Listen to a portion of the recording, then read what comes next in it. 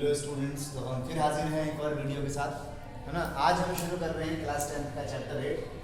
Chapter 7 diversity मतलब था वो सिलेबस में नहीं है ना। 7 हटा दिया गया सिलेबस से, आपके कोविड के अकॉर्डिंग सिलेबस में नहीं है।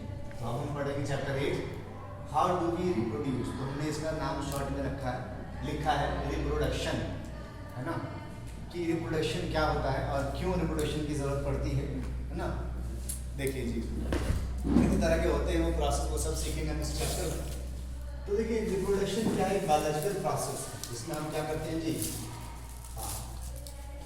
ऑर्गेनिजम्स जो है वो अपने नए इंडिविजुअल्स बनाते हैं। कोई भी ऑर्गेनिज्म जो है वो अपना नया इंडिविजुअल बनाता है, अपने ही जैसा मिलता जुलता अपना इंडिविजुअल या अपने ऑफस्प्रिंग्स बनाता है। क्या करने के लिए? अपनी पॉपुलेशन को सस्टेन करने के लिए, एग्जिस्ट कराने के लिए, अपनी पॉपुलेशन को सस्टेन करने के लिए वो ये प्रोसेस करता है। रिप्रोडक्शन जो है आपके लाइफ प्रोसेस में नहीं आता है ना, ये एक एक्स्ट्रा प्रोसेस है आपका, ठीक है। वो क्यों होता है? तो वो होता है अपनी पॉपुलेशन को सस्टेन कराने के लिए, ठीक है। रिप्रोडक्शन बेसिकली होता क्या है कि हम क्या करते हैं, डीएनए की कॉपीज बनाते हैं, है ना। ये बेसिकली क्या करता है, involves copying DNA and other cell apparatus. The copies will be similar but not identical, है ना। डीएनए क्या करता है, डीएनए बनाते हैं, डीएनए कॉपीज बनाते हैं बेसिकली रिप्रोडक्शन में। डीएनए क्या करता है जी, कि ट्रांसफर करता है इनहेरिटेंस, है ना। जनरेशन पर जनरेशन जो हेरिडिटी है, जो उसकी कैरेक्टरिस्टिक्स है किसी भी ऑर्गेनिज्म की, उसको जनरेशन बाय जनरेशन ट्रांसफर करता है। ये है हमारा क्या, रिप्रोडक्शन का प्रोसेस, है ना जी। अच्छा, रिप्रोडक्शन क्या होता है बेसिकली, हम करते किस लिए हैं, हम मतलब कोई भी ऑर्गेनिज्म रिप्रोडक्शन क्यों करता है? वो करता है स्टेबिलिटी ऑफ द पॉपुलेशन के लिए, उसकी पॉपुलेशन जो है वो स्टेबल रहे, हमेशा बरकरार रहे, बनी रहे, इसके लिए वो करता है रिप्रोडक्शन, ठीक है जी। अच्छा, देखिए जो प्रोसेस है रिप्रोडक्शन का, यानी डीएनए बनाने का, इसमें कुछ वेरिएशंस आती हैं, है ना। देखिए जैसे हम बात करते हैं कि जो ऑफस्प्रिंग्स बनते हैं रिप्रोडक्शन के बाद, वो सिमिलर तो होते हैं, but most of the times वो क्या होते हैं, मोस्ट ऑफ द टाइम्स वो आइडेंटिकल नहीं होते, है ना। मतलब पेरेंट्स के जो चिल्ड्रंस हैं वो उनके जैसे तो होते हैं, पर हूबहू उसके जैसे नहीं होते हैं, टोटली आइडेंटिकल नहीं होते। ना आप उनकी फिजिकल स्ट्रक्चर्स की बात करें उसमें, और ना ही उसके इंटरनल कैरेक्टरिस्टिक्स की बात करें उसमें, है ना। क्यों? उसकी देखिए क्या है, वेरिएशंस क्यों आती है और इसकी ज़रूरत क्यों पड़ती है, तो वो देखते हैं हम जी, ठीक है। कि देखिए वेरिएशंस की ज़रूरत क्यों पड़ती है, ताकि अगर एनवायरनमेंट में ड्रास्टिकली चेंज आ रहा है ना, तो वो जो ऑफस्प्रिंग है वो डिफरेंट टाइप के एनवायरनमेंट्स में अपने आप को एग्जिस्ट करा सके। इसलिए क्या होता है, जनरेशन बाय जनरेशन आपकी डीएनए में चेंजेस आते हैं, उसकी कैरेक्टरिस्टिक्स में चेंजेस आते हैं, है ना, जिसको हम बाद में विच लीड्स टू इवोल्यूशन की बात करते हैं। फिर हम कि जनरेशन बाय जनरेशन उसकी कैरेक्टरिस्टिक्स क्या होती है, चेंज होती है ना। तो ये काम है जी किसमें, रिप्रोडक्शन में, कि हम डीएनए की कॉपी बनाते हैं, है ना, जो क्या करता है, कैरेक्टरिस्टिक्स को इनहेरिट करता है, ट्रांसफर करता है एक ऑर्गेनिज्म से दूसरे ऑर्गेनिज्म में, है ना। और वो सिमिलर तो होते हैं बट आइडेंटिकल नहीं होते, है ना, ठीक है। क्यों नहीं होते हैं आइडेंटिकल? वो आइडेंटिकल इसलिए नहीं होते हैं ताकि वो अलग अलग एनवायरनमेंट में, सपोज एनवायरनमेंट में कोई ड्रास्टिक चेंज आता है और पूरी कम्युनिटी जो है, सपोज टेम्परेचर अचानक बढ़ गया और पूरी कम्युनिटी जो है डिस्ट्रॉय हो गई, वाइप आउट हो गई अर्थ से, तो इसलिए उनमें क्या होता है, जैसे पहले जो इंसान थे वो जंगलों में रहते थे, है ना, तो उनके अंदर कैरेक्टरिस्टिक्स वैसे थे, उनके सेल्स या उनके बॉडी ऑर्गन्स उस तरह से डेवलप होते थे कि वो जंगलों में एग्जिस्ट कर सके। लेकिन जब इंसान ने शहरों का और जो है शेल्टर्स लेना शुरू किया और उसका रुख किया, तो फिर उसकी बॉडी स्ट्रक्चर्स वैसे होने लगे कि वो इस तरह के इन्वायरमेंट में जो एग्जिस्ट कर सके, जिसको हम बाद में एवोल्यूशन कहते हैं, एवोल्यूशन थ्योरी कहते हैं, कि भैया कैसे जनरेशन बाय जनरेशन जो है इंसान में चेंजेस आते गए। इंसान पहले झुक के चलता था, फिर सीधा खड़ा होना शुरू किया, है ना, मंकी से ये आया।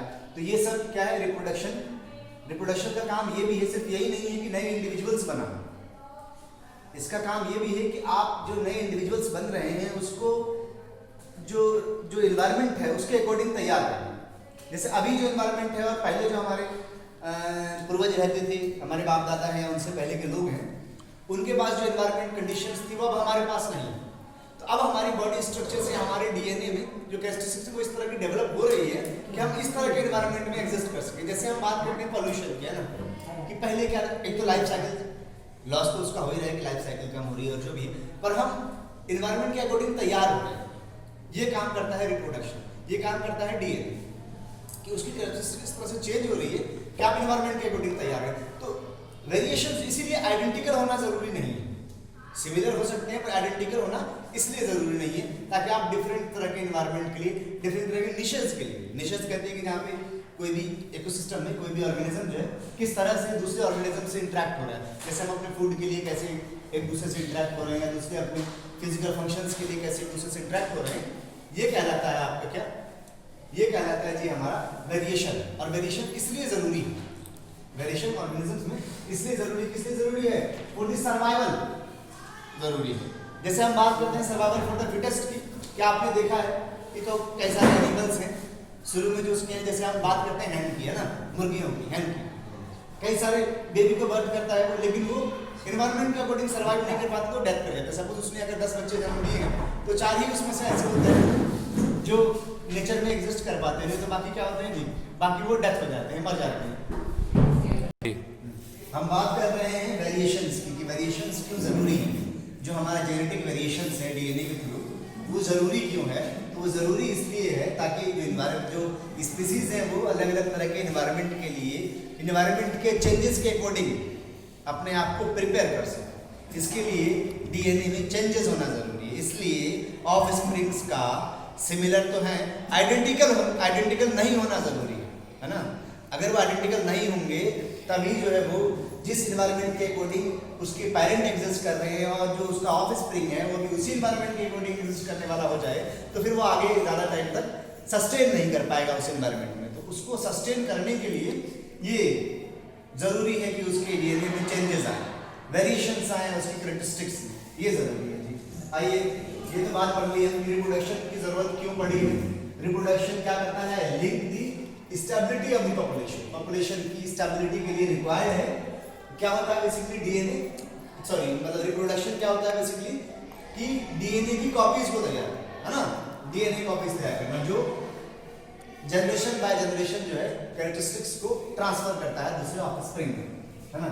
अब हम देखते हैं अगला टॉपिक है हमारा मोड्स ऑफ रिप्रोडक्शन, है ना, कितनी तरह से ऑर्गेनिजम्स रिप्रोडक्शन करते हैं। तो रिप्रोडक्शन 2 तरह की होती है basically, asexual reproduction and sexual reproduction, है ना। एसेक्सुअल रिप्रोडक्शन क्या होता है और जो है कि सेक्सुअल रिप्रोडक्शन क्या होता है, इसको हम डिफरेंसेस से समझ सकते हैं बहुत आसानी से। तो आइए हम समझते हैं इसको, इसके डिफरेंसेस से ही कि क्या होता है सेक्सुअल रिप्रोडक्शन और क्या होता है सेक्सुअल रिप्रोडक्शन। देखिए, single parent is required for the reproduction.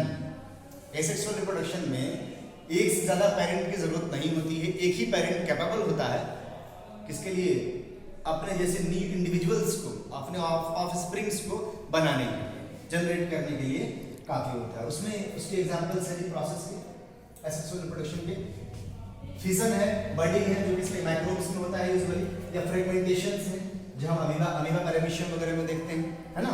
अच्छा, अगला देखिए जी, हाँ, जब हम बात करते हैं सेक्सुअल रिप्रोडक्शन की तो दोनों पेरेंट्स रिक्वायर्ड है उसमें, मतलब मेल और फीमेल 2 तरह के पेरेंट्स की जरूरत पड़ती है ना। 2 तरह के पेरेंट्स की रिक्वायरमेंट है किसमें, सेक्सुअल रिप्रोडक्शन।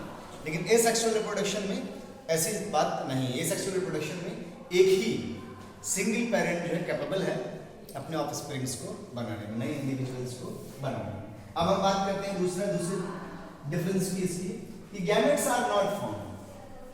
जब हम बात करते हैं एसेक्सुअल रिप्रोडक्शन की तो वहां किसी भी तरह का गैमेट नहीं होता, है ना, क्योंकि वो फिजन या बर्डिंग या फर्मेंटेशन या जो है वेजिटेशन के थ्रू जो है जनरेट हो रहे हैं, तो वहाँ पेरेंट की सिंगल पेरेंट से उनका जो है रिप्रोडक्शन हो रहा है क्वाइट इजीली।